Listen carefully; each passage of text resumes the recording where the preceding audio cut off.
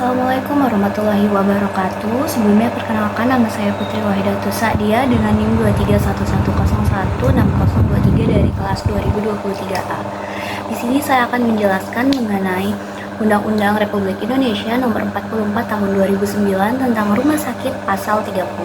Undang-Undang Republik Indonesia Nomor 44 Tahun 2009 Pasal 30 mengatur tentang hak-hak yang dimiliki oleh rumah sakit. Nah, ini dalam konteks pelayanan kesehatan. Pada umumnya, hak-hak rumah sakit ini berhubungan dengan perlindungan hukum dan pengelolaan sumber daya yang diperlukan untuk menjalankan fungsi suatu rumah sakit.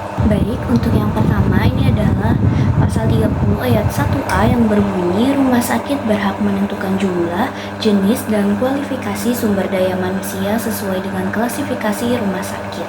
Nah, rumah sakit ini tentu berhak untuk menentukan jumlah dan jenis sumber daya manusia. Rumah sakit memiliki wewenang penuh untuk menentukan beberapa banyak dan beberapa jenis sumber daya manusia yang dibutuhkan berdasarkan kebutuhan operasional serta klasifikasi rumah sakit itu sendiri. Misalnya rumah sakit khusus atau rumah sakit dengan kelas A, B, C, atau D. Kemudian jenis sumber daya manusia yang dimaksud ini mencakup tenaga medis seperti dokter, perawat, bidan, apoteker, dan juga tenaga non-medis seperti administrasi, teknisi, tenaga kebersihan, dan juga lain sebagainya. Kemudian untuk kualifikasi sumber daya manusia, rumah sakit berhak menentukan kualifikasi SDM seperti pendidikan, pengalaman, sertifikasi, dan kompetensi yang dibutuhkan untuk setiap posisi. Nah, ini sangat penting karena kualifikasi sumber daya manusia akan memengaruhi kualitas pelayanan yang akan diberikan kepada pasien nantinya. Kualifikasi ini juga harus sesuai dengan regulasi dan standar nasional atau internasional yang berlaku seperti standar profesi medis yang telah diatur oleh organisasi kesehatan atau peraturan pemerintah. Kemudian, pasal 30 ayat 1B yang berbunyi, rumah sakit berhak untuk menerima imbalan jasa pelayanan serta menentukan remunerasi, insentif, dan penghargaan sesuai dengan ketentuan peraturan perundang-undangan. Nah, penjelasannya ini adalah rumah sakit itu baik yang dikelola oleh pemerintah dan juga swasta ini berhak memungut biaya atau imbalan dari para pasien sebagai balas jasa atau balas atas layanan kesehatan yang telah mereka berikan. Nah, hal ini berlaku untuk layanan medis maupun non-medis seperti rawat inap, tindakan operasi, konsultasi dokter, laboratorium, dan lain sebagainya.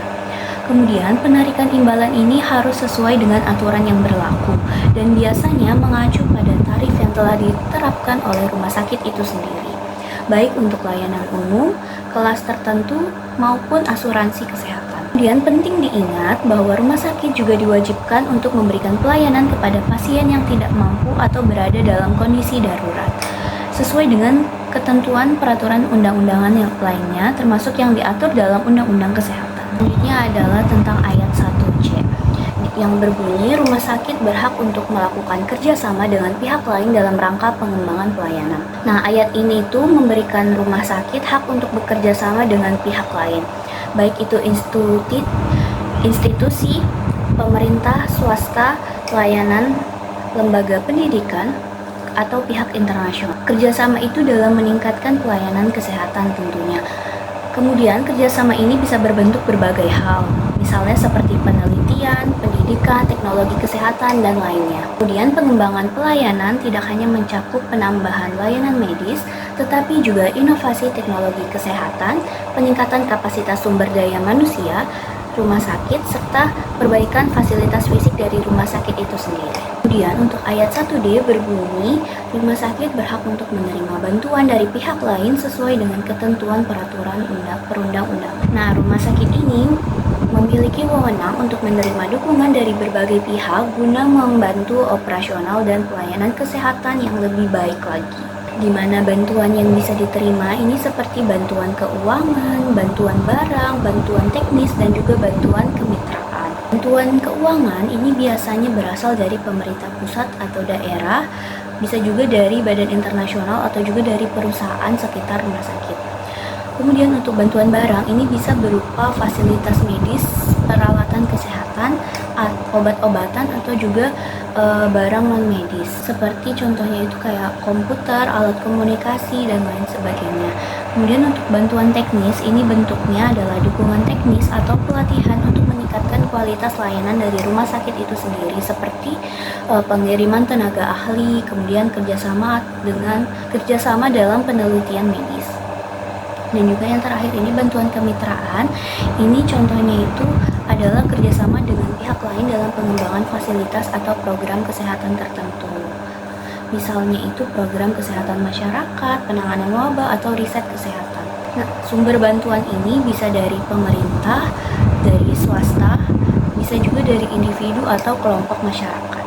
Di mana dalam menerima bantuan ini juga ada syarat dan ketentuan yang berlaku. Yang pertama, bantuan ini tuh harus dilakukan secara transparan dengan prosedur dan pelaporan yang jelas agar tidak terjadi penyalahgunaan dana ataupun barang. Kemudian, bantuan tersebut ini harus dimanfaatkan sesuai dengan tujuan pelayanan kesehatan. Tidak boleh digunakan untuk kepentingan luar kegiatan rumah sakit. Dan yang terakhir, setiap bantuan yang diterima, terutama bantuan dalam bentuk dana, ini harus diaudit dan dilaporkan sesuai dengan regulasi yang ada agar memenuhi standar akuntabilitas publik.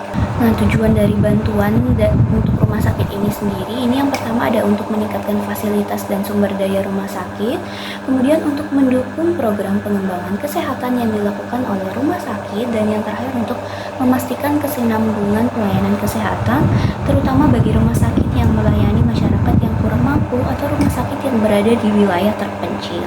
Adapun contoh bantuannya itu adalah misalnya kerjasama dengan universitas atau juga bisa hibah pemerintah. Dan lanjut ke pasal 30 ayat 1E yang berbunyi rumah sakit berhak untuk menggugat pihak yang mengakibatkan kerugian. Nah, untuk penjelasannya di sini rumah sakit ini memiliki hak hukum untuk menuntut jika ada pelanggaran baik peraturan baik dari pasien, pengunjung atau pihak lain yang terlibat dalam lingkungan rumah sakit. Pelanggaran ini bisa mencakup berbagai tindakan seperti pelanggaran tata tertib rumah sakit, perusakan fasilitas, atau tindak pidana yang terjadi di area rumah sakit. Kemudian, ayat ini tuh juga memberikan kekuatan hukum kepada rumah sakit untuk menjaga ketertiban, keamanan, dan kenyamanan di lingkungan rumah sakit sebagai pelayanan sehingga pelayanan itu dapat diberikan secara efektif. Lalu lanjut ke pasal 30 ayat 1F yang berbunyi rumah sakit memiliki hak untuk mendapatkan perlindungan hukum dalam melaksanakan pelayanan kesehatan. Tentunya ini dalam melaksanakan tugasnya sesuai dengan standar profesi dan SOP atau standar prosedur operasional. Yang dalam artian dalam ayat ini tuh rumah sakit sebagai institusi pelayanan kesehatan berhak mendapatkan perlindungan hukum dalam menjalankan fungsinya sebagai suatu pelayanan kesehatan. Artinya rumah sakit ini dilindungi dari segala tuntutan hukum yang mungkin timbul selama pelayanan kesehatan itu diberikan dengan benar dan sesuai standar operasional yang ada. Nah, standar profesi ini mengacu pada pedoman-pedoman yang berlaku pada setiap profesi kesehatan, misalnya seperti dokter, perawat, apoteker, dan lain sebagainya, yang terlibat di dalam suatu fungsi atau pelayanan dalam rumah sakit. Kemudian, SOP atau standar prosedur operasional ini adalah panduan pelaksanaan berbagai tindakan medis atau non-medis di rumah sakit yang harus diikuti untuk menjamin keselamatan dan juga kualitas dari pelayanan rumah sakit. Kemudian ada ayat 1G yang berbunyi mempromosikan layanan kesehatan yang ada di rumah sakit sesuai dengan ketentuan peraturan perundang-undangan. Nah, hal ini itu bertujuan supaya masyarakat ini mendapatkan informasi yang tepat mengenai layanan kesehatan yang disediakan oleh rumah sakit itu sendiri, sehingga mereka bisa membuat keputusan yang baik terkait pilihan layanan kesehatan yang mereka inginkan. Adapun untuk media promosinya itu bisa berupa brosur dan pamflet, kemudian bisa juga melalui website atau media sosial, dan juga bisa melalui media elektronik ataupun media cetak. Namun dalam promosi kesehatan itu juga ada batasan-batasan tersendiri. Nah, batasan itu antara lain yang pertama itu tidak boleh mengandung informasi yang menyesatkan atau informasi hoax. Kemudian tidak boleh melanggar etika kedokteran, dan yang terakhir tidak boleh mendorong penggunaan berlebihan. Misalnya penggunaan yang tidak perlu dari layanan medis yang ditawarkan, terutama dalam hal tindakan medis yang bersifat elektif ataupun kosmetik. Adapun contoh dari promosinya itu seperti promosi program kesehatan preventif atau pencegahan, kemudian ada promosi fasilitas baru dari rumah sakit itu sendiri, misalnya seperti UGD yang dilengkapi dengan peralatan canggih dan lain sebagainya, dan juga yang terakhir adalah program tentang edukasi kesehatan. Kemudian yang terakhir ini adalah ayat 1H yang berbunyi mendapatkan insentif pajak bagi rumah sakit publik dan rumah sakit yang ditetapkan sebagai rumah sakit pendidikan. Nah, hal ini itu bertujuan untuk memberikan dukungan finansial kepada rumah sakit yang berperan dalam pelayanan publik dan juga pendidikan, sehingga mereka bisa terus meningkatkan kualitas layanan dan juga sumber daya manusia mereka. Baik, untuk kesimpulannya secara keseluruhan, Undang-Undang Republik Indonesia Nomor 44 Tahun 2009 Pasal 30 ini memberikan sejumlah hak yang cukup penting bagi rumah sakit dalam menjalankan fungsi-fungsinya sebagai penyedia layanan kesehatan. Nah, regulasi ini bertujuan untuk menciptakan keseimbangan antara hak-hak rumah sakit dan kewajibannya dalam memberikan pelayanan kesehatan yang efektif.